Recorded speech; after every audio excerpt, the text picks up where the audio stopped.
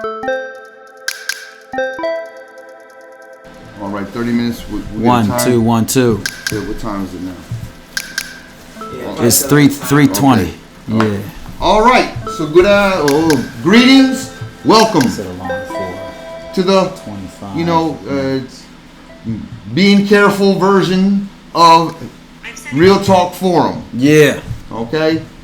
As you can see, we masked up. We're trying to observe some social etiquette and maybe some cautionary policy. We're over here in Osaka, Japan. Osaka. I don't know which day it is. I think it's Sunday. Sunday. The 12th. So you might be, by the time you see it, you might be like a day behind. All right. So what's going on, Stir? What's going on? Man, it's getting wild out here. You know, more and more is closing down. Okay. But so far, my situation is the same as it was last week. You know. Yeah. You. Okay. Yeah. I finally have been affected. I would say. Some of my appointments have been canceled. A lot of people are panicking. But the biggest thing, I think, for me, is the mask thing. I actually went a couple different places, and I guess Prime Minister Abe, declared a national emergency. Right. Now I don't watch the news so much. I kind of heard it, but I always listen to the news and take it with, I don't know, what's the phrase, take it with a grain of salt? Yeah, with a grain of salt. And it doesn't really, it doesn't really affect me so much. But I realize that, now a lot of people are seeing wearing a mask as a patriotic duty. Right. Right.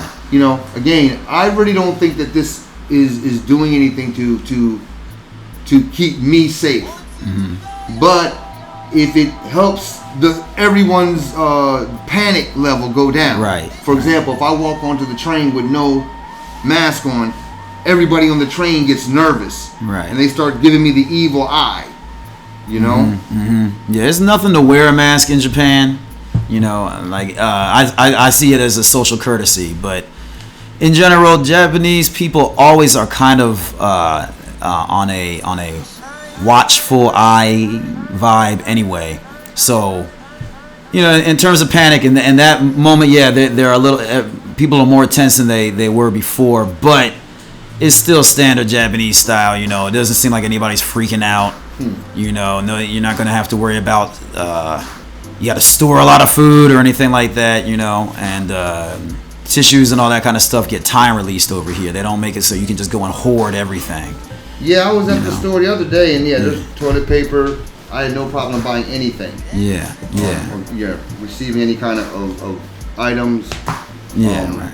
Yeah, so there's and restaurants are still, they're not all closed. Well, as many of you may know, I live in Nagoya, and restaurants look like they're going strong. Going strong as in like not closing? Not closing. Yeah, right. Not closing. I think the later night venues have suffered the most, but I mean evening venues. Right. I went out and got something to eat. Yeah, just a minute ago, a couple days ago. Yeah. I think that's still going on. Yeah. So it's not as, but I would say that the ultimate, my family worries about me over here, just like I worry about them. But the worry to me, really, the virus, I guess you could, nobody wants to die, but for me, it's like in the States, what them white people gonna do? You know what I'm saying? I'm worried about my family as in like, I know what happens when Americans start to panic. Right. So I'm like, yo, are you guys safe over there? Like, I hope y'all got like one gun on you or something, like between the 5 of you or so, like could you? Just hope that there's someone who's trained who can hold some shit down if it comes to that. You always want to have that. A lot of people never even consider that until it's too late. Right. Man, I wish I had learned some training. It's too late then. You know what I'm saying? You got a mask on your face too, but it's a gag. Yeah. You know what I'm saying? And man, you don't know how to do anything. Right.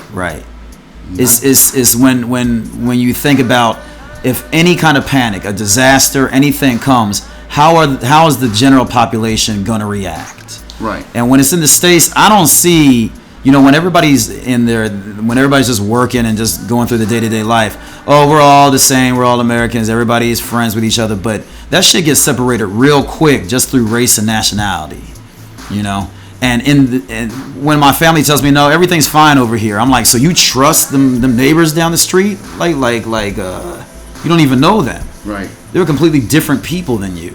Or even the news agencies. Right. Where in Japan, they're all one people, so it's just so predictable. It just doesn't. It's just not the same. And I would say this is probably the same for any other country where the majority of the race is one people, or the majority of the country is one race of people. And this all ties into tonight's topic, right? Because we're talking about just the idea of nationalism, allegiance. Where is your allegiance? And we're going to use a newspaper article. Let's bring it up. So some of you may know there's been a huge backlash towards Asian Americans. I've talked about this, we've talked about this. I don't think I wrote about it too, but we've talked about it. In America, hey, you Asian, beep, why aren't you wearing a mask? Boo boo when they beat them up, or and a lot of Asian Americans, specifically or especially Chinese, from what I've heard, have spoken out and have talked about this double standard or bigotry being unleashed against them. So here we have something from Japanese Americans, because again, Asian Americans does not only mean Chinese Americans, but they're probably, I'm sure, the largest population. Yeah. By far. But Japanese Americans, Korean Americans are also in that group. So here, Japanese Americans, there's an article about it. Right. So they speak out against Andrew Yang's call for Asian Americans to display patriotism. Patriotism for whom? Right. All right. So it's what? And then here's a quote from one Japanese American leader. I wish they would have included the name. Says this article brought back memories of elders telling us how they were instructed by organizations to be quote unquote good Americans, when just being American should have been enough. Okay. Yeah, and I think they'll mention him later in the article, the leader. Okay. But again, Andrew Yang was the former senator, governor, one of them titles, who was running for president. Now he's dropped out or whatever, but he's still, he considers himself an American. I mean, the fact that he's running for president, a hardcore, patriotic American, if you will. Okay. I wonder if he was in the military. I doubt it. All right, I just want to also say, we're wearing the mask. I'm not wearing this mask during this whole video. Yeah, I want to drink tea. You know what I'm saying? And we're not in here wearing masks all the time, but really the mask is going to tie back into this in terms of display of patriotism. They just said that. So me being in Japan, this for Japanese people now is becoming a show of patriotism. So if that makes people feel, at ease, just for me putting on a mask, despite what I may or may not think about it, that overrides it in certain cases. For me personally, no, I'm probably not going to wear it just walking around if I go out jogging and stuff like that. But if I go into a crowded place, if I go into a grocery store, social courtesy, yeah. If I go into a company where everyone else is wearing it, I'm not just going to walk in just because I'm not scared. Yeah. Right. They're undermined. Whatever the reason is, it makes them feel at ease, and it's something simple that I can do. It's so simple. So just putting on a mask makes everyone at ease. Right. I don't think that is compromising my integrity. How about that? Yeah. Right. Okay? Right. Okay. All right. Well said. Got his hand up there. All right, so Japanese American leaders are criticizing former Democratic presidential candidate Andrew Yang's call to Asian Americans to display patriotism during the coronavirus pandemic, saying it brings back painful memories of the rhetoric directed at Americans of Japanese ancestry who were incarcerated during World War II. Okay. All right. In a what is this? An op-ed? Yeah. In an op-ed article published in the Washington Post this week, Yang called for Asian Americans to embrace and show our Americanness in ways we never have before, as a response to anti-Asian racism fueled by the COVID-19 outbreak. Which is, I was surprised to even hear an Asian American speak this strongly like this. You know what I'm saying? Like he's like the Asian Obama or something. But some Japanese American groups say his words feel all too familiar, pointing out that their families were also encouraged to demonstrate their loyalty to America when they were forcibly removed from their homes and imprisoned in concentration camps by an order issued by President Franklin D. Roosevelt after Japan bombed Pearl Harbor in 1941. And this man, Bruce Embry, reading it gave me a sense of deja vu. Bruce Embry, the co-chair of Manzanar Committee, a nonprofit organization dedicated to educating the public on Japanese American incarceration, told NBC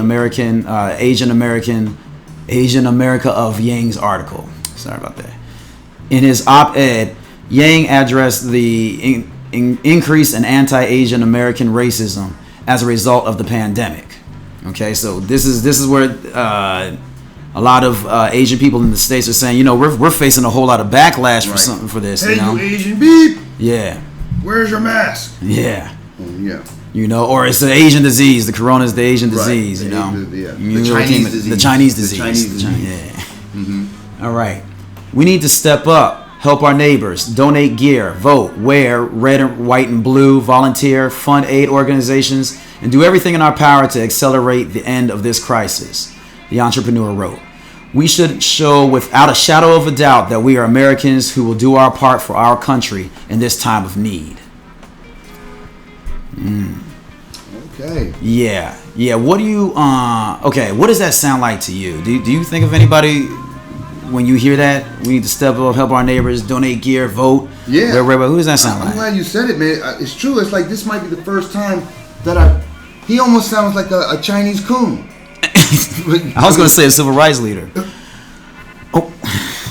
Exactly, a civil rights leader.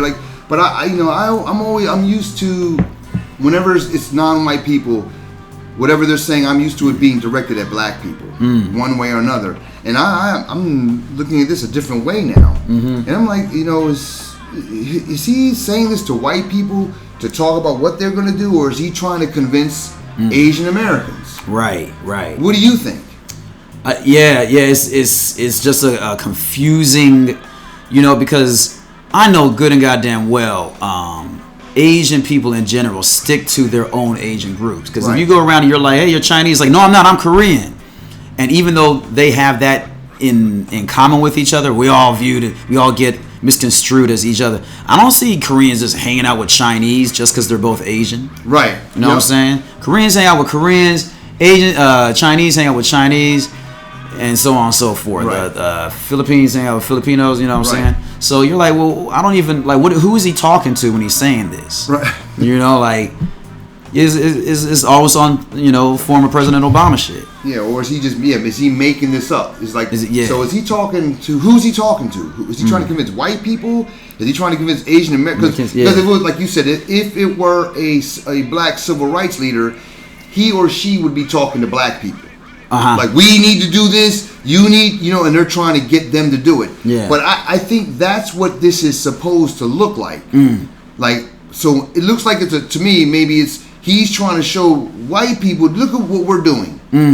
I'm getting but no Asian people are listening to him. Right. The same way that black people would be looking at Jesse Jackson. Right.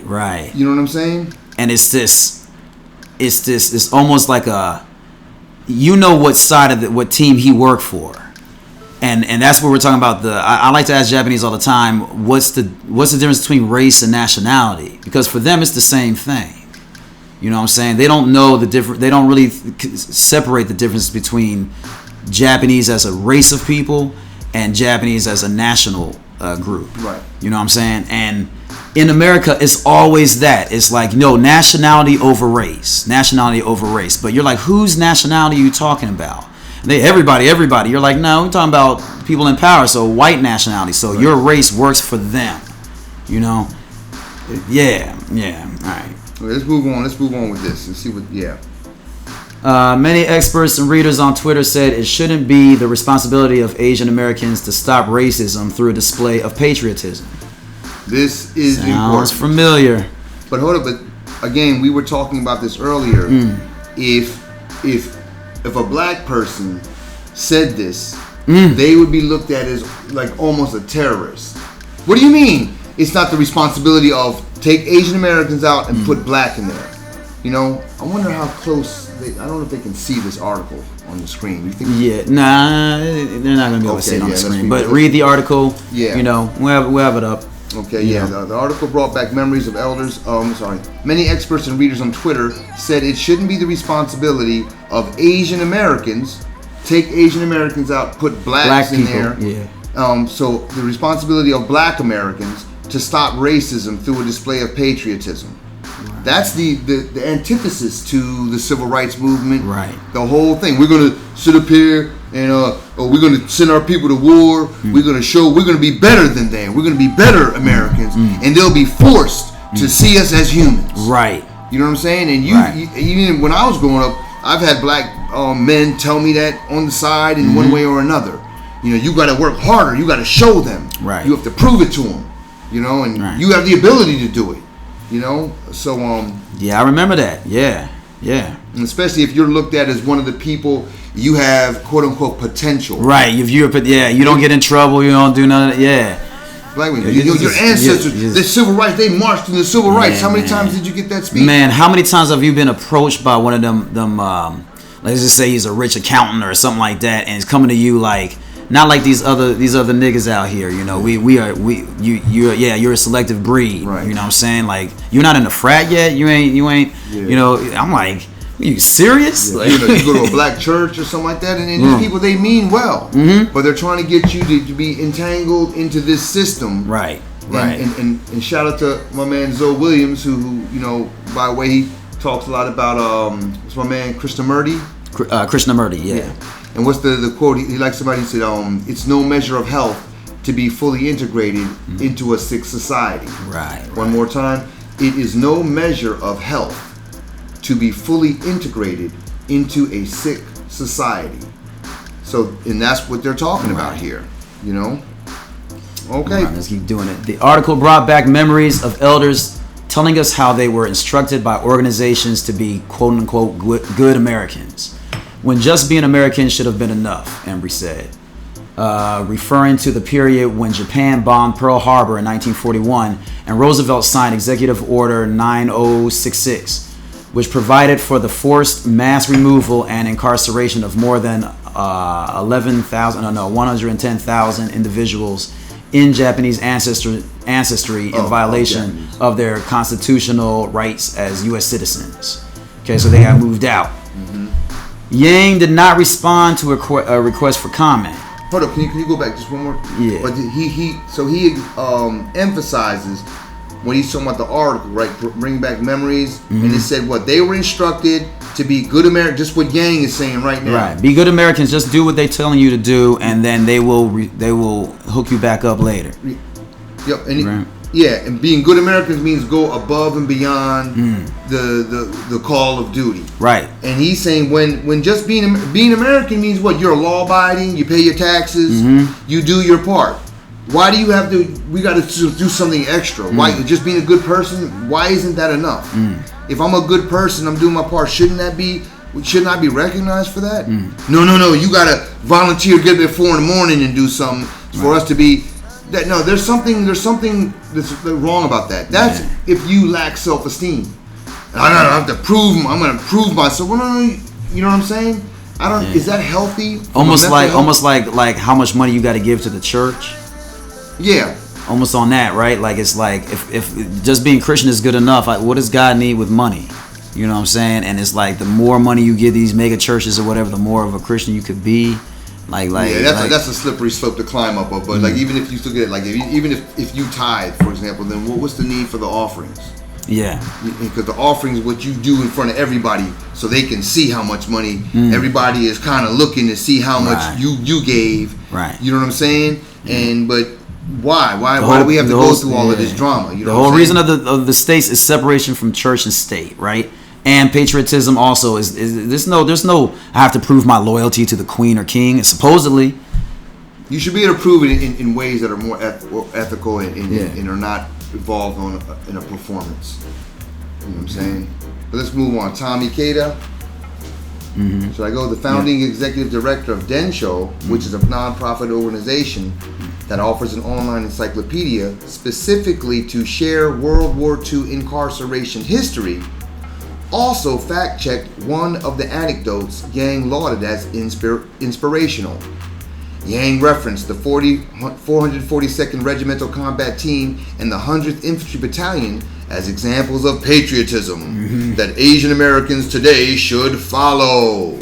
The groups were formed as segregated units of Japanese American soldiers to serve in the war. This sounds very familiar to black regiments.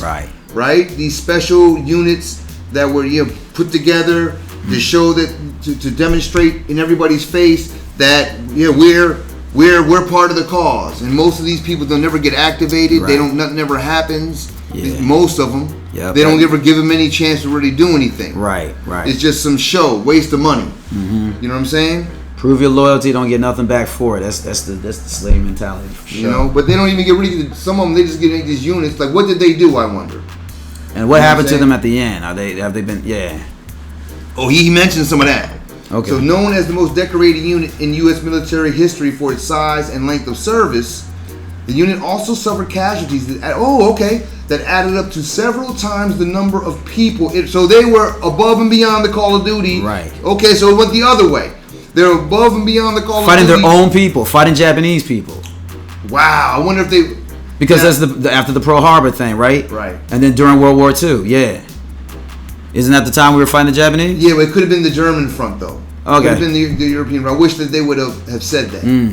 During World War II, Japanese Americans volunteered for military duty at the highest possible levels to demonstrate that they were Americans, Yang wrote.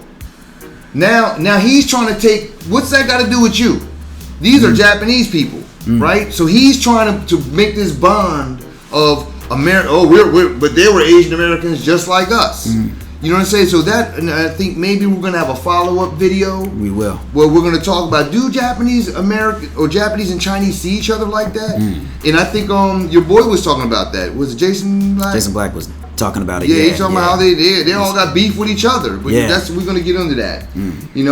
But it says, so Yang is still saying, continuing his quote, now many in the Asian American community are stepping up, trying to demonstrate that we can be part of the solution. He's talking about now. He's bringing in nowadays, right? I'm gonna make it bigger. Yeah. Okay. We can be part of the solution. Yeah. Okay. Here we go. However, not all soldiers volunteer willingly. While it's true that the unit started out recruiting volunteers, the government eventually drafted Japanese Americans from the concentration camps, Ikeda said. They were essentially drafting them out of prison and giving them no choice but to fight for the country that kept their families behind barbed wire. Like hostage fighters. Like you want to free your family, you better fight. And like you said, now we don't have proof that they didn't send them to Japan, but if they were Japanese, especially that close to the first generation Japanese, they need them to speak Japanese. They're spies, whatever they need them to be. Yeah. Why would you send them to Germany? Yeah, why would you? They were like, no, you going over there. I'm going to use them, Yeah. And that, Yeah, definitely. Yep. You know what I'm saying? In response to Yang's article, filmmaker and UCLA Asian American Studies professor Renee Tajima Pena posted a photo on Twitter of her uncle in military uniform, flanked by her grandparents. The photo was taken behind the barbed wire of Gila River, where her family was imprisoned. Many families, my family served in the U.S. Army and wore red, white, and blue. Didn't work out well for them, the caption reads.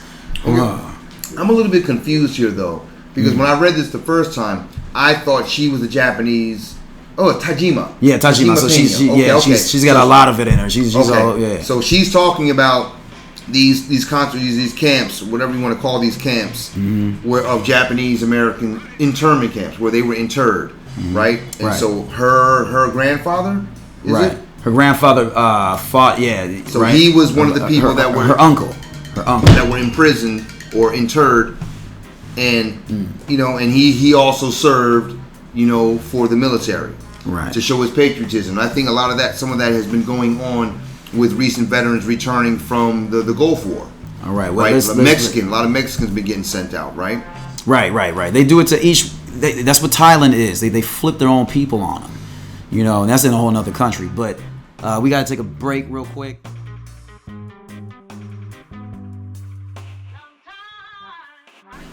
We're back in the house. 1 2 1 2. All right. Let's just continue with the But yeah. So she said it's we were talking about the lady Tajima Pena, right? She says military service and laying down your life has never been the golden ticket into being accepted. And she also says it's offensive to think that you have to risk your life to prove your belonging in this country. I'm proud of my dad, my uncles, and grandfather for their service, but these families paid a big price. Really quick, we want to make a strong comparison to what she's saying, and especially for me, this is hitting home, being of so-called African American and Japanese American and Japanese, whatever, all of that shit. Right. Descent. You know what I mean? So I'm looking at it from that perspective. Again, if we put black people in this same thing in place of Japanese people would call them racist, reverse racist, everything up and including terrorists. Right. You're not allowed as a black person to stand up for black people, black people's rights, and black people's rights exclusively. And first and foremost, that's out of the question. Right. You know what I'm saying? But that's what this woman is saying loud and clear. Yep. And she's like letting it be known, and I don't know who this Yang character is any more than you do. That's the energy that I'm getting. Right. Okay, so not trying to sign up for all that. You know what I'm saying? Yeah. We read that, the military service. You read yes. that? Okay. Yes. Experts also point out Yang's praise of Japanese American soldiers leaves out the dissenters and protesters at each of the camps who actively resisted the draft. One infamous group, the Heart Mountain 63, who were incarcerated at the Heart Mountain camp, refused to fight until their rights were restored. They were arrested and convicted in the largest mass trial in Wyoming's history. Okay, so they're getting arrested and put in jail for not wanting to fight. Not wanting to, and for all you know, not wanting to fight their own people. You know, like what a that's the price. But you also see, until their rights were restored, they had a line, and they weren't going to compromise that line. Right. You know, I almost think that too with the military. I'm like, only white people should be in the military. All black people should be excluded for having to fight for the country. How's that? So like all black people just say you don't have to fight, even if a draft can like. In terms of reparations, no more. That white people just fight on the outside. If you want to take over a country or fuck up the resources, that's on y'all from now on. Just think about it right now. If you signed up, you act like you wanted to be in the Japanese GA, the self-defense force. Oh yeah. They would look at you like you were crazy. Yeah. Like for those of you who think, oh, that was just ridiculous what he said. But why isn't it ridiculous in any other country? Yeah. You know what I'm saying? If you showed up, I'm I speak Japanese. I'm really in Japanese culture. I'm really into this.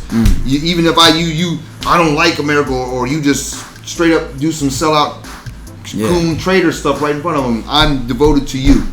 They would look at me. We don't want your devotion. Get out of here. Get out of here, man. And they wouldn't even respect you. Yeah, they wouldn't even respect you. They would look at you like, what's wrong? Yeah. They wouldn't even understand. You know, just to put it in a different perspective. Just how crazy it is to see so many black people fighting for a country that's clearly done the worst things to us.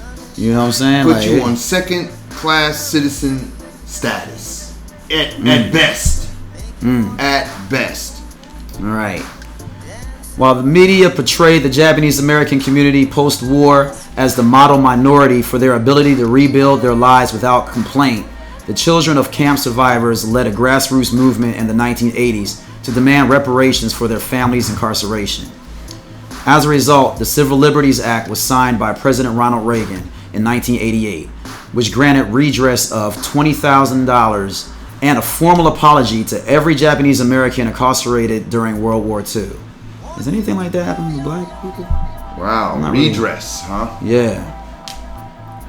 Okay. For Tajima Pena, the Asian American community's swift social media response to reported attacks demonstrates the power of organizing, work that communities have been doing for decades. Notable Asian American actors and influencers have teamed together to create the hashtag Wash the Hate campaign, which strives to spread awareness of anti-Asian racism amid the pandemic and is supported by dozens of community organizations, including the Japanese American Citizens League.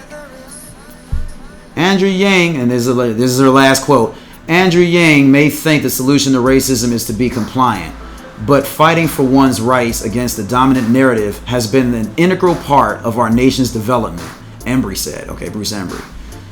On to say, fighting back is as American as you can get. Look at the last sentence. Fighting back is as American as you can get. Fighting back what? Fighting back who? Yeah, think about it. Are they talking about black people or something? Like Latin people? What are you talking about? Fighting back Americans who are making them do it. What American has the power to make you fight or put you in a war or we have to prove our loyalty. Prove our loyalty to who? I don't know any black people who would go up to Asian people like, you need to prove your loyalty to us. I don't know any black people who think about that. But what do you think? Fighting for one's rights. Yeah. Against the dominant narrative. That's what he's talking about, right? So yeah. So that's an integral part of the nation's development, all the way back to George Washington, the Civil. All of that is what, fighting for the rights of America, to keep America. Right. So in this case, the Japanese Americans say, no, we ain't gonna fight. No, we're gonna fight for our rights before we do anything. Everything he's talking about right there, that is the American spirit. Mm-hmm. If it's white people, if it ain't white people, you a terrorist. You a communist. You this. You something. Right. When you ain't us, and we gotta eradicate you. Right. Or a black militant. He's a militant, a terrorist. Right. One of them. Yeah. And that's what, like I said. So this is what these people are saying. But again, I have to keep bringing in the black issue. If black Americans spoke like this, you wouldn't even be able to get an article. And not just the fight of white supremacy keeping you down. If you talk like this, your own people will go against this. They're the first. They're the first line of defense for white people. Mm-hmm. They'll be you start talking like this to black people, they're like, yo, man, what's wrong with you? You know what I'm saying? Come on, man, it's not like that. Stats show that black and white people, blah, blah, blah, blah. Mm-hmm. You're like, well, I'm not better. It's better than it was in slavery, right? Yeah. You know? Yeah. And we don't even want to go in on that right now. I mean, there's a lot of people who do talk about that. But we just wanted to really bring this point out and really and actually, again, bring it in different forms. If black people were saying this, later on, hopefully, you're going to talk to some you set it up. What's going to happen later? I'm trying to set it up with some actual Japanese people. When I mean actual, I'm talking about people in Japan who know nothing about this. You know, who are just straight up, all they know is what the news in Japan tells them. You know what I'm saying? So we can get their perspective kind of on what they think about these Japanese Americans fighting for it. Again, the way Japanese view everything is one race, one country, one nationality, one. So they can't really, it's hard for a lot of Japanese people to see nationality with multiracial culture in it. So are these Japanese people here, these Japanese Americans, what is their relationship to Japanese people in Japan? Do they see each other as brother and sister, you know? And is it the same as this Yang guy, what's his name, Andrew Yang? Andrew Yang, as a Chinese American, what is his relationship with Chinese nationals? What is their relationship? And how does all this kind of go together? Is there anything such as an Asian American coalition, really? Right. You know what I'm saying? Because a lot of times, if you look at the way that they look at each other, it also might even uncover some of the differences that we see between like a so-called African American and someone who ancestry is or mother continent, Jamaica, the Caribbean, right? And people, well, they're all black. And I think Tariq Nasheed goes in on this where, wait a minute, when it's something that's positive, a lot of people, not everyone, will be like, wait, no, he's not black. She's not black. She's Nigerian. Or she's from Sierra Leone. Right. She's this, that. But if it's somebody that's negative, if something negative happens, you know, he's from this country. No, why you got to point that out? Why do you have to point that out? You know what I mean? So a lot of that energy, we have to be consistent about what we're talking about. And really, this is just for you to think about the way you think about things, the way you digest things. Are you being consistent, or are you going back and forth? Because if you believe in this so-called coalition of any multi-racial group, show me, man. You have to show me, because the only thing I can see is like a political movement against the dominant nationality, which in the States is white people. You know what I'm saying? The European Caucasian. Okay. You know? And we talk about like just nationalism. Nationalism, yeah. You know, white nationalism. And yeah, so a lot of this really uncovers just what people really think. So who is this Andrew Yang character? What does he? Who is he? What is his role? Yeah. And I'm talking about in the bigger picture. Do you think this guy is gonna? Because didn't he run for president? Yeah. Okay. For president, yeah. But he bowed out quickly, right? I don't know if it was quickly, but he did bow out, and yeah. He's still doing his thing though. You know, Yang doing his thing. Well, he's a billionaire, right? I don't know much about him anymore. Okay, I know he was the guy. Yeah, he's definitely up in the billions. Like he has multi businesses. Entrepreneur. Slash. Yeah. So he's somebody really, you could say that they've carted out for you to listen to. Right. At one level. So at one level or another, right. Yeah, it brings up images kind of that coon energy.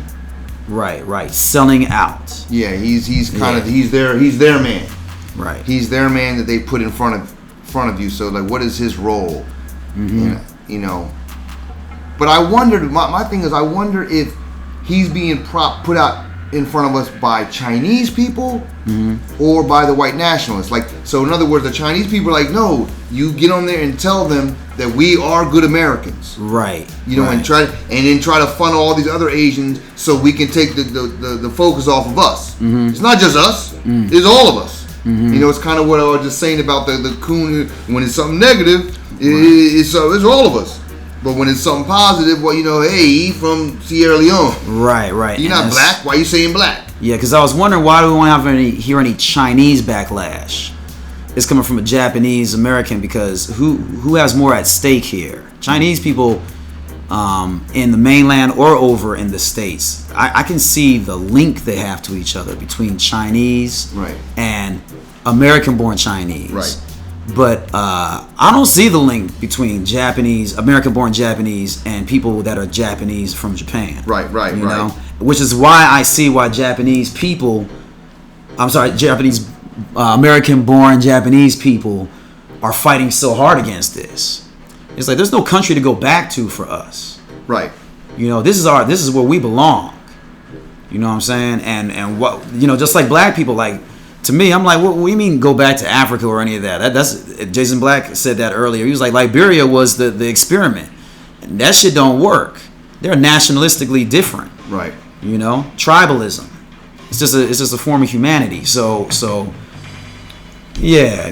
But this all goes back to, like, just imagine, for example, let's just say that the Chinese nationalists are the ones that are promoting this guy. That his loyalty in the end really is for them. So this is a political move.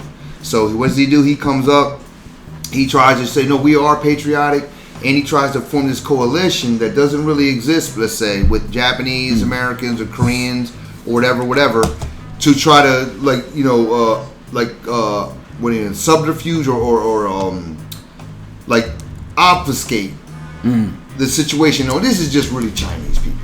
This is really Chinese people. And what goes with that kind of is and I didn't look too much into this, but this recently, a couple days ago, I think Prime Minister Abe, he pretty much closed off all business trade or with China. With China, yeah.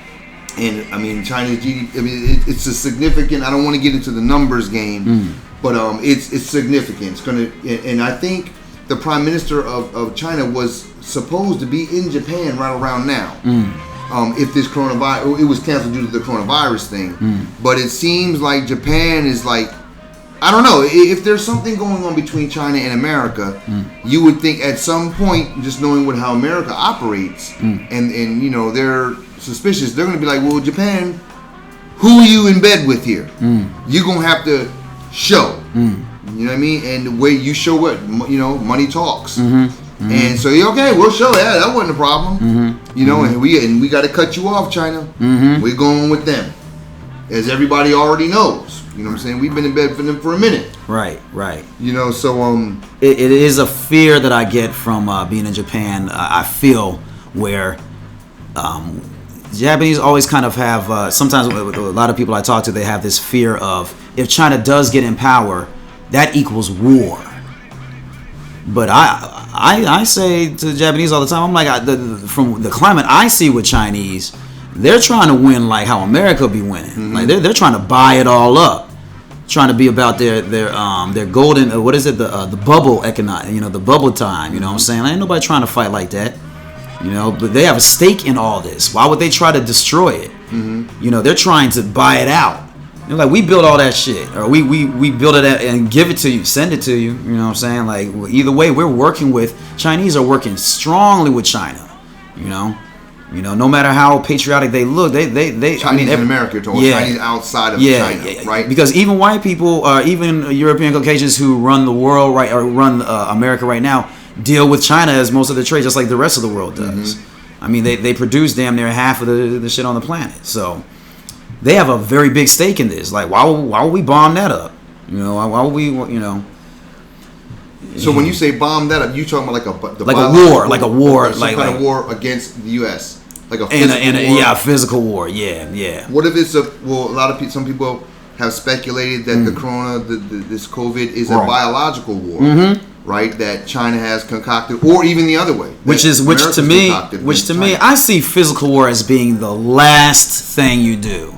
When they're just holding out for so long, it's like, all right, we're just gonna have to kill them, like straight up, like right in front of their faces. Physical war means tanks, bombs, and dropping, whatever. That like that's the last degree. But what you're really trying to do is get it without destroying any of the infrastructure. Right. Take it over, with a puppet government, whatever you can do. Right, and really, you don't even want to. At this point, you don't even, in most cases, want to occupy the place. You just want to get them as a puppet. Right. It's neo-colonialism, globalization. You can say. I mean, China has the numbers, all of that.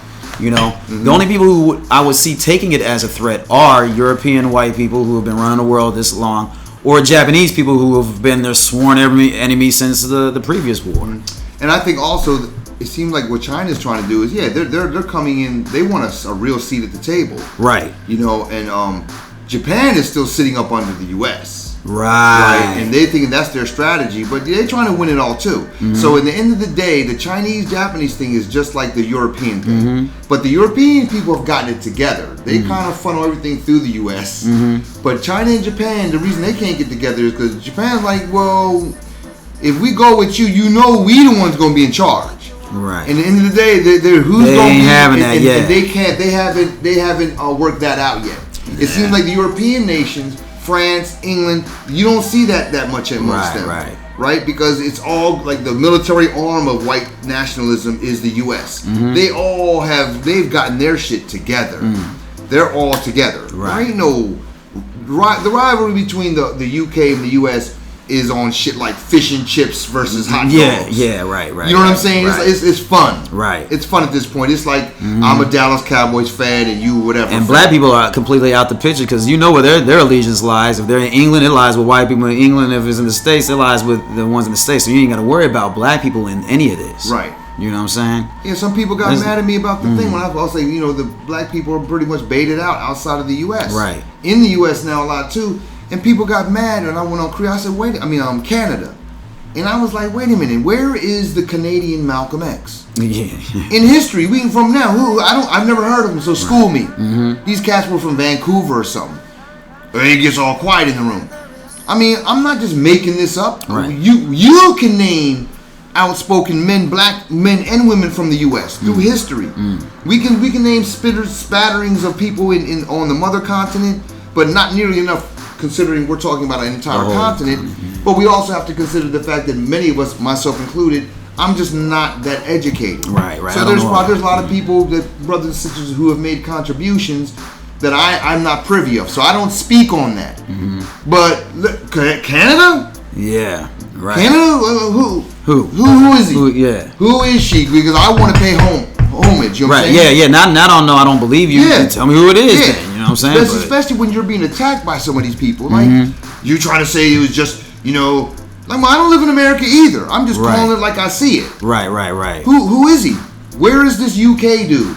Yeah. That was so hard through history, that stood up, rallied black people, got some shit accomplished. Even if it's just self-esteem. Right. You ain't got nobody. You can't even name nobody that did as much as Obama did, just by his vision, just by looking cool up there. Yeah. You know what I'm saying? You ain't got nobody like that. There's a reason why black people who are famous Canadians only get famous when they come to the States. Right. You know, Drake can be Canadian all he want. You popping off here. If you were only popping off in Canada, wouldn't nobody be paying attention to your ass? Like, this is the whole point. Like, you need the stamp of approval. Don't get it twisted. Yeah, right. From the people who are the nationalistic black people that we're talking about. You know what I'm saying? Okay, but yeah, we really want to just keep this. I don't even know if we call it a Pan-Africanism, but you know. What do you even call it? I call it. I really want to just call it common sense, but every other group does it. Every other group does it, but when black people try to do it, first off, black people are the first people who come in against you, which gives a pass to every other group to not want you to talk nationalistic. You know what I'm saying? Like, and on that note, in this time of crisis, we have these black groups in Facebook, on Instagram, black people in Japan. There's different names. Which one of them is organizing something in the time of crisis for black people? Who? You guys have these groups, so I'm going to just assume that it's established, and I just don't know about it. So we would like to share that information with people, so because if it gets to a point where the only people we can depend on are each other, how do we reach out? How do we form that? I'm going to assume that they exist. So please inbox one of us. Right. Yeah. You know, Takuan Amaru at gmail.com. Yeah, and you can get me at RealTalkEnglish.jp. Just find me on that. And give it to us, even if you don't think we have the power to distribute it. Give it to us as brothers, as sisters. We might be the ones who are actually in need. Right. You know what I'm saying? And actually, we might actually have something to offer too. We want to enter into this. This has nothing to do with whether you like us or not. Do we have a code? Do black people, do we treasure, do we care for each other? You know what I'm saying? It takes a whole village to raise a child. We know all of these sayings, right?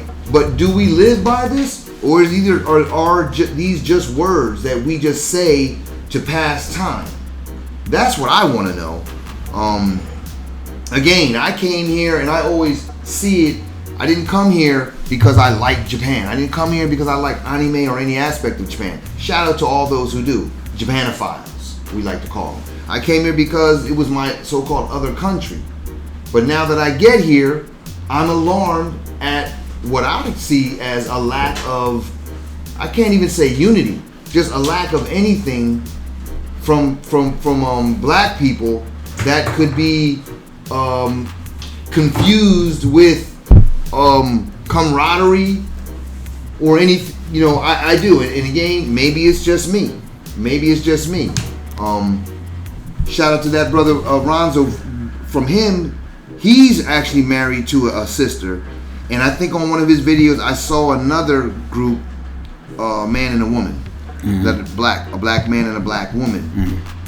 Those are the only two black couples I can really think of in Japan.